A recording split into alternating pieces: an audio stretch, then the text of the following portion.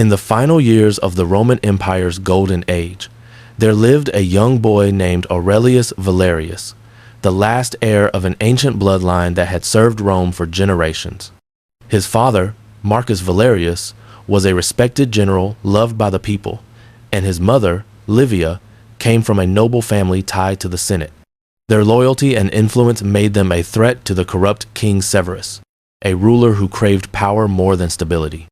One stormy night, as thunder echoed above Rome, Severus ordered his elite Praetorian Guard to infiltrate the Valerius estate.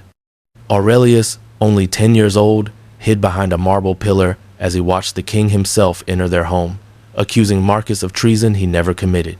In a brutal act meant to silence opposition forever, Severus executed both parents before Aurelius's eyes and ordered the boy to be killed as well.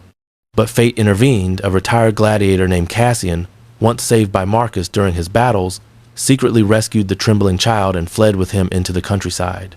There, far from Rome's marble halls, Aurelius grew up not as a noble, but as a shadow. Cassian trained him in swordsmanship, endurance, Roman military strategy, and the discipline of patience. Aurelius learned to mask his emotions, to understand enemies, and to wait for the perfect moment. Years passed, and the boy became a man, quiet, sharp-minded, and fueled by a fire that never faded.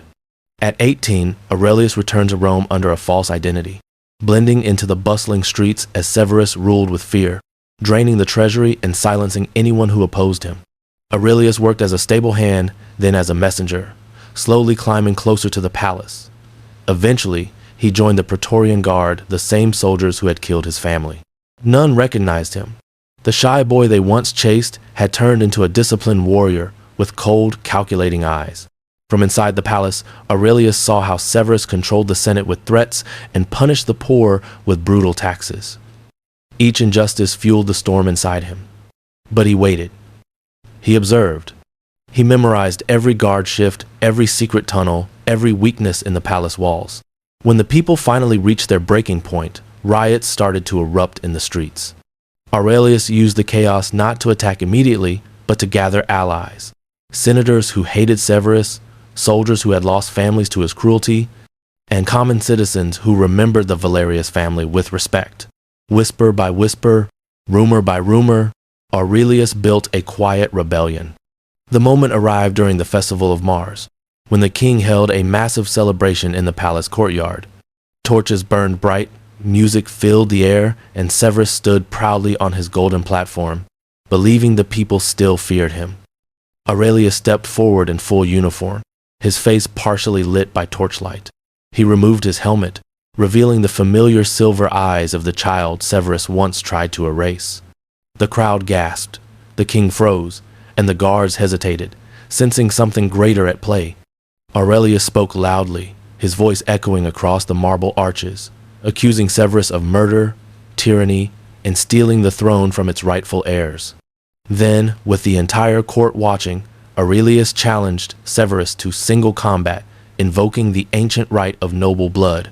Unable to refuse before the crowd, the king accepted. Their duel began fierce, violent, and fueled by years of hate. Severus fought with raw strength, but Aurelius moved with precision taught by Cassian. At last, Aurelius disarmed him and held his blade to the king's throat. But instead of killing him quickly, he forced Severus to confess publicly to all his crimes. Only then did Aurelius deliver justice, ending the reign of the man who destroyed his childhood. The crowd erupted not in fear, but in relief. The Senate bowed to Aurelius, recognizing him as the rightful ruler. And as he stood on the palace balcony, looking over the city that once forgot him, Aurelius vowed to rebuild Rome into a land of fairness and honor once again. The boy who lost everything had returned not as a broken orphan, but as the king destined to change Rome's future forever.